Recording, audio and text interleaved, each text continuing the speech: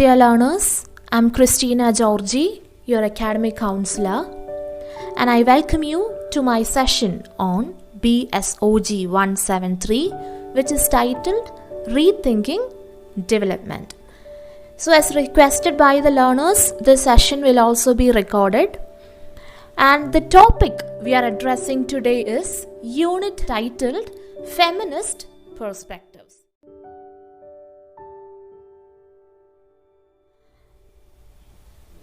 Now let's move on to section 9.5 of your study material on BSOG 173, that is Ecofeminism, a feminist critique of development. Very often I have seen students pronouncing this particular term as ecofeminism. Dear learners, the right pronunciation is ecofeminism. Ecofeminism. Alright, so ecofeminism is actually a branch of feminism. Do you have any idea what this means exactly, ecofeminism? From the very word itself, we can understand that it is something related to ecology and feminism. Right. So, as I mentioned, it is a branch of political ecology and feminism. Have you heard of this topic before, ecofeminism?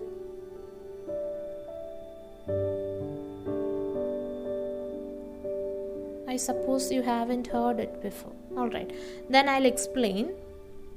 Ecofeminist thinkers draw on the concept of gender to analyze the relationships between humans and the natural world. That is, ecofeminism puts forth the idea that life in nature is maintained through cooperation, mutual care and love. So if you look at section 9.5, that is page 123 of your course book, it is said that according to this school of thought, the history of human civilization has many cultural and symbolic parallels between exploitation or oppression of women and nature. That is, these thinkers try to find parallels between women and nature on the basis of the exploitation or oppression that they suffer. Ecofeminism emerged in the 1970s as a counterculture to the patriarchal argument. What was this patriarchal argument? That the dichotomy between women and men often corresponds to the distinction between emotion and reason, nature and civilization. So this movement or this particular ecofeminism as a concept was actually against such a patriarchal argument. The degrading association between women and nature, which they call as patriarchal. So the feminist critique of development emerges in the debate between the two distinct strands within ecofeminism. So which are the two distinct strands between or within ecofeminism? Firstly, essentialism and its rejection. So the proponents of essentialism, what do you mean by proponents? Those people who actually promote this idea. The proponents of essentialism argue that owing to their feminine essence, a woman or women are closer to nature than men. So these people say that women are closer to nature when compared to men. The reason that they give is quite simple, that is because of their maternal instincts. Women are more likely to possess an ethnic care and protect living beings. Because they are mothers, they can naturally protect or show care towards living beings. But there are another set of ecofeminist thinkers. They include people like Maria Mais, Beena Agarwal, Vandana Shiva. We already saw Vandana Shiva in our previous section. Remember? So these people reject essentialism and the idea of essentialism. They agree that women do have greater compatibility with nature. Yeah, it's true that women have better compatibility when compared to men, but the reason lies not in nature itself, but in the ways gender is constructed socially and historically in a given culture. We already discussed how cultural conditioning affects gender in our introductory session. I hope you have the idea by now. So, towards the end of this section, it is mentioned that the anti-essentialists also view development as a Western colonization strategy, with its roots in domination over women and nature. And Vandana Shiva has a mention here. As you know, she is an Indian scholar, environmental activist. Yes, she is obviously an eco-feminist, and she has written over 20 books. She also writes about anti-globalization, and one notable book of hers is titled Eco-Feminism. Okay, let's look at what she argues. She argues that in the last 5 decades of the 20th century, there has been bad development, or she says that these last 5 decades have been marked by what she calls as badly directed development. She believes that in the name of development, unsustainable Western industrial paradigm has been exported to the South. Okay, she believes that all these developments were unsustainable in nature. Now let's look at the contribution of another eco-feminist thinker that we already saw, that is Mais. Okay, so she condemns that after subjugation of nature and colonization of states, women's bodies have become a third colony for the imperial power. Here she looks at the alternatives to development, and according to her alternative model of development, reproductive activities would not only be shared by women and men, but would also include other stakeholders like nature were excluded in the development discourses so far.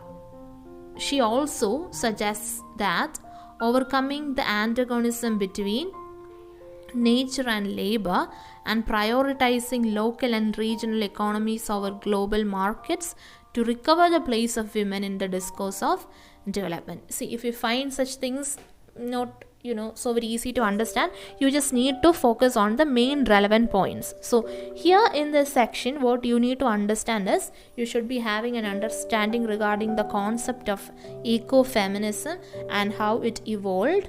You should know that the two distinct strands within ecofeminism are essentialism and its rejection, and you should know who were the set of ecofeminists who rejected essentialism. That include two prominent feminists, that is Vandana Shiva and Maria Mais. Two people and their arguments are mentioned in this section. Now moving on to section 9.6, economic feminists, absence of care in the idea of development. Just have to know a few things from this section. That is, like Mais, the feminist economics also believed with an assumption that the unpaid work in the homes generate economic value. That is, the work that these women do at their household are not at all appreciated or appreciated with payment. So instead of supporting the general hypothesis that markets work neutrally towards creating well-being for all men and women alike, this particular group of feminist economics ask what values are being created in economics and for whom. So they kind of take a leap from the market created economics and argue that it is not only in the markets that economic activities take place, it also occurs in the private spheres. By private spheres, we can refer to the households. So they aim to do two things. Firstly, make the economic value of the household work visible at a national economic level. Secondly, to raise awareness about the overexploitation of women, especially who begin to work in the paid economic sectors. So we can say that their aim is to build equality in the distribution of labor, even in the private domain. That's what you should have an idea regarding. That is equality in the distribution of labor, even in the private domain. So towards the middle of the section, Ulrich, and her prominent work is mentioned, that is Ethics of Feminist Economics. And this work proposes an alternative ethics for economics. That is in terms of labor, and it questions the sense in which each economic activity is shaped. That is, to quote, according to her, development economies is a means to a higher end. It is a philosophical question beyond purely economic sciences. So based on this proposition, the economics of care demands a public policy in opposition to privatization of care. See, there won't be specific question based on economic feminists. So if at all they ask you a question, it will be an essay question. So all you have to do is to have an understanding of whatever mentioned in the text with respect to gender and development, and you need to remember the main points and reproduce it effectively in your answer sheets. But more than the examination point of view, it is very important to be aware of such things, to have a feminist perspective, to have an environmental perspective. All such things are important. Now, moving on to section 9.7, measuring women's place in development. Where exactly does a woman stand with respect to the scenario of development? So, until 1990s, GNP, GDP and per capita were used to measure progress of any nation. I suppose you know the meaning of GNP, GDP, etc. GNP refers to gross national product. What does GDP mean? Everybody knows. Gross domestic product. You already had a detailed explanation when you attended the previous BSOG sessions. So taken together, this GNP, GDP, per capita income all together reflected the performance of economy along with income distribution within the economies. But one notable fact is that these figures did not translate in understanding the actual well-being of people living in these economies. So this can be considered as if a demerit, that is, the actual situation of the people living in these economies were not actually recognized. So it meant nothing in understanding the access of health facilities, education, provisions for cleanliness and hygiene to the people, etc. Such things remained unaddressed or unrecognized. Therefore, it was much of a greater importance to develop new measures. Hence, some new measures such as HDI, GDI and GEM were formulated. Yes. So that is how Human Development Index, Gender-Related Human Development Index and Gender Empowerment Measure came into vogue.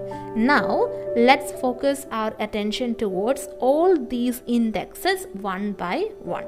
So, firstly, let's deal with HDI, that is Human Development Index. So, we already studied UNDP. What is the full form of UNDP? United Nations Development Program. So, this particular index, that is the HDI, was developed by UNDP. Do you have any idea why this was developed? That is, it was meant to focus on 3 significant indicators of development. Which are the 3 significant indicators of development? Health, knowledge and wealth. That is, health by measuring life expectancy of the people, knowledge by measuring levels of literacy, and wealth by relating the gross domestic product of a given economy within the purchasing power of its people. So, the combination of these 3 indicators is used to compare aspects such as poverty, development, etc. in different parts of the world. So, if we look at the Human Development Report of the year 2019, do you have any idea which country has the highest Human Development Index? Let me see if you are looking at the textbook. try to answer which country, according to the 2019 report, has the highest HDI. Thank you. That is correct. So, Norway has the highest HDI in the world. Remember, this is according to the 2019 report. Now it's 2022. Most probably, there must be changes. But we are studying as per what is mentioned in your guidebook, or rather your course book. Yes. So, Norway is followed by Switzerland and Ireland respectively.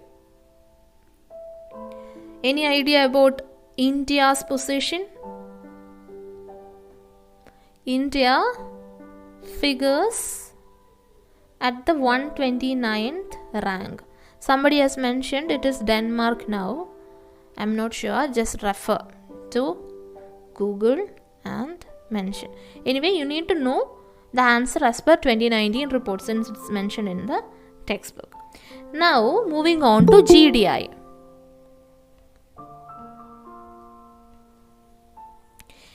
This is also introduced by UNDP. What is UNDP? United Nations Development Program. And it is introduced in the Human Development Report of the year 1995. So, Gender-Related Human Development Index, GDI, is used to address the gender gaps in the 3 key indicators. Which are the 3 key indicators? The same as that is mentioned in HDI, that is health, knowledge and wealth. So, the differences between women and men in relation to the different dimensions of human poverty are also mentioned. So, if you look at your textbook page 126, the details are there. That is, in using these measures, the UNDP attempts to adjust the Human Development Index for gender equality. The scale is mentioned. That is, the GDI scale is on a scale of 0.000 to 1.000, with 0.000 being the lowest GDP. So what would be the highest GDP? Obviously 1.000 will be the highest. So the country with the highest GDI is Sweden. The GDI of Sweden mentioned in the textbook is 0.997, followed by Norway and the United States. Sweden is the world's gender equality role model. That is what is mentioned. Yes, if interested, you can find about India's position as well. Moving on to Gender Empowerment Measure, GEM. So, GEM or Gender Empowerment Measure measures gender inequality in the key areas of economic and political decision making and participation. Remember, this was also developed by UNDP in 1995. So, one thing that you could remember is that both GDI and GEM were developed in the same year, which is the year 1995. And who developed this? The UNDP. So you can find similarities between these two items. So the GEM range is also from 0.000 to 1.000, where 0.000 is the lowest and 1.000 is the highest. The same. It's more or less the same. Okay, some basic facts are the same. Remember, it measures gender inequality in the key areas of economic and political decision making and participation. That is very easy. Just remember HDI, GDI, GEM. When you are writing an answer based on gender and development, make sure that you mention how to measure women's place in development and the indexes. Okay. Yes. So let's continue. Moving on to section 9.8, approaches to integrate women in development. What do you mean by the term integration? Integration means to combine. Here, the approach is to integrate women and development. That is to combine women along with development. So if we trace the history over the years, there were many approaches developed by the feminists across different streams of thoughts and disciplines. Why was there such initiatives? These were done in order to address the development challenges concerning women. And these are developed with an objective to better understand the measures required for bringing women to the core of development policies. All these approaches have evolved and adopted in accordance to the prevailing socio-political and economic conditions. Now here, this section discusses 5 major approaches which are meant to integrate women and development. Yes, these approaches are namely 1. Welfare approach, 2. Equity approach, 3. Anti-poverty approach, 4. Efficiency approach, 5. Empowerment approach. Like I always say, try to number them and study. Okay, whenever you hear of this topic, approaches to integrate women in development, all these 5 points should come into your mind. So if you have read the material or if you have listened to my audio lectures, then it will be much more easier for you to recollect whatever comes under each and every main heading mentioned. Do I make sense to you? Yes, good. Thank you for the response. So let's look at the welfare approach. So if we look at the programs, especially the development programs that occurred until the 1970s, such programs addressed the needs of women exclusively from the perspective of their reproductive roles. If you can recollect the points that we already discussed in today's session, this was mostly based on their reproductive roles. But consequently, all that got attention in development policies remained just the mother and child health or child care or nutrition for that matter. Later in point of time, with the growing acceptance of the link between population growth and poverty, family planning or population control also started figuring out prominently in such policies. The assumption was that the broad economic strategies oriented towards growth would trickle down gradually to poor and poor women too would benefit. So one thing that you should remember is that earlier approaches and programs were based on reproductive roles, but these remained restricted to child care or nutrition. But at a later point of time, gradually family planning or population control, such aspects also began to be prominently shown in such policies. Yes, but the assumption that with the overall improvement in the economy or by the enhancement of the husband's economic condition, the conditions of women would improve directly was challenged by the feminist proponents. What actually did these feminists do? That is, there was this assumption that in order to help the woman, one solution would be to enhance their husband's economic condition. By providing better salary to the man, indirectly the female would be benefited. That was the situation then. But these feminist proponents tried to protest against this because they observed that even if better salary is given to the husband, the women still remained on the losing side. So as a result, what happened? Women were associated more with the traditional and backward, while their male counterparts were marching towards the modern and the progressive. That is, the benefit only moved to the males and the women the under-benefited. So economic development and welfare projects were taken to assist men in their modernization project. Okay, like introduction of new cultural technologies and crash crops in which women remained excluded. So even in such modernization projects, women remained excluded. That is about the welfare approach. Moving on to the equity approach.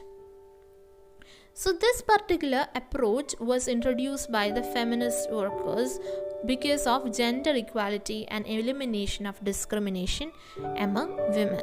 So the emphasis here was for the development policy makers to revisit the ratio between women's contribution to the activities of development and the share from their benefit from such activities. That is, in short, this approach brought under the responsibility of the government, that is, the reproductive roles of women.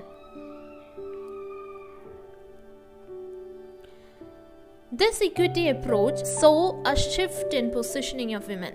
How did this shift happen? That is, from being passive recipients of development policies to being kind of an active participant in development policies or in organizing necessary changes with respect to this development. So that's about the equity. Equity means equality. So moving on to anti-poverty approach. This is easy to understand. That is, this approach advocated for the integration of productive and reproductive roles of women with their access to income generation and waged employment. This said that they must be provided better wages and there must be income for them as well. So their demand focused on developing an operational strategy for bringing about this integration. So what happened as a result of this is that there was a demand for the development of a strategy for bringing out the integration. What kind of integration? Integration of productive and reproductive roles of women. Let's move on to efficiency approach. This approach was developed during the 1980s, and the major reason was the economic reforms made under the structural adjustment programs of International Monetary Fund and the World Bank. So there were some monetary programs from World Bank and others, and as a consequence, or rather as a response to that, this efficiency approach came into being. So these reforms aimed at increasing production and economic growth by making a full utilization of the human resources. Education and training became the key strategies to achieve the reforms. So the proponents of this approach made a case for gender analysis of the targeted human resource. You should have an idea regarding the rationale. What was the rationale? Understanding women's and men's roles and responsibilities while planning the strategies for development can improve effectiveness. That is, if we understand the roles of these genders and the responsibilities, it would be easy towards improvement, as well as it also helps to ensure that both women and men play their respective character in national development. So we can say that to some great extent this particular efficiency approach did succeed in bringing about the concerns of women and gender into the mainstream of development. Nevertheless, here also the focus remained on what women could do for the development and not what development could do for women. So we can't say it was 100% successful. Now moving on to the last approach mentioned here, that is the empowerment approach. It is also an approach closely related to the third world feminists. That is, this particular approach they aimed at increasing the virtue of self-reliance in women. Why was that necessary? In order to influence change at all levels, including societal level, legislative level, legal, economic, policy, and other levels to the advantage of women. So to some extent we can say that the main objective here is to make women graduate to position of decision makers. Here what is meant is that, see, women didn't have a role in development. Considerable role in development was not provided, right? So it is high time for the women to have a better position of being a decision maker in society. So the basic strategy remains awareness generation and building organizational skills and self-esteem in women. This is important. Remember, that is to generate awareness, building organizational skills, and self-esteem in women. These are some things that is quite meaningful even in today's society, not just with respect to development. It is always important to have organization skills, self-esteem, and you must be confident in yourself. So that sums up this particular unit titled Feminist Perspectives. To explain everything in a nutshell, we can say that women have always been visible or invisible contributors in the socio-economic as well as political development of the society. Nevertheless, development policies, legislations and strategies have always ignored women as direct beneficiaries. So the feminists have suggested various alternative models of development. Why were they suggesting these things? To bring women to the heart of development policies. So beginning from 1970s, the feminists have worked on the intersection of women and development, and because of their efforts, this intersection between two variables have considerably improved. However, still a lot needs to be done in this respect. Alright, in order to extend the benefit of development policies to women across the world equitably, irrespective of their socio-geographical locations. So, in this particular unit, Feminist Perspective, we started off with the direct introduction to the major concepts with respect to feminism. We discussed who a feminist is, what is the meaning of feminism, which are the major types of feminism, what is the feminist movement, etc. And thereafter, we looked at the introductory section in this textbook.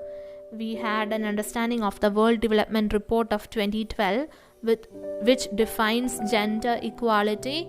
Thereafter, we traced the history of development from 1950s till 1970s. In 1970s, there happened the rise of the WID and the WOD approaches. What is the WID approach? The full title is Women in Development, and the WOD approach is Women and Development. Thereafter, we moved on to the 1980s, where we dealt with the GAD approach and Moser's model. Carolyn Moser, okay? Yes, just have an idea regarding the text also.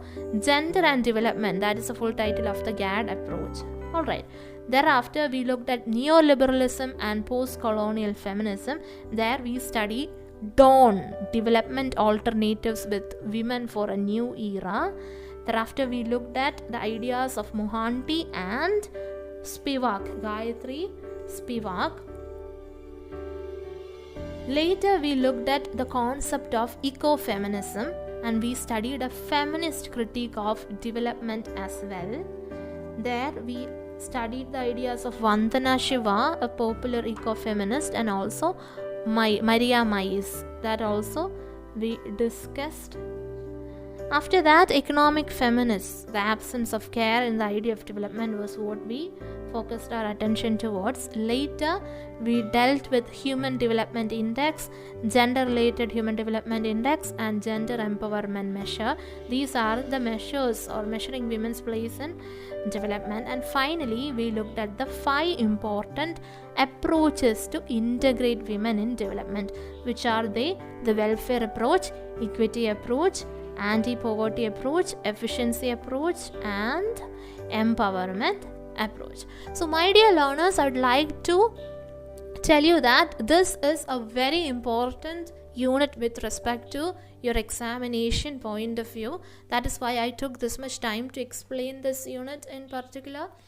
So is the case with the last unit, that is environment perspective. You can expect 20 mark essay questions for sure from these 2 units. Alright, the question will be something like, just give me a minute. I'll explain the question that was asked for the December 2021 TEE.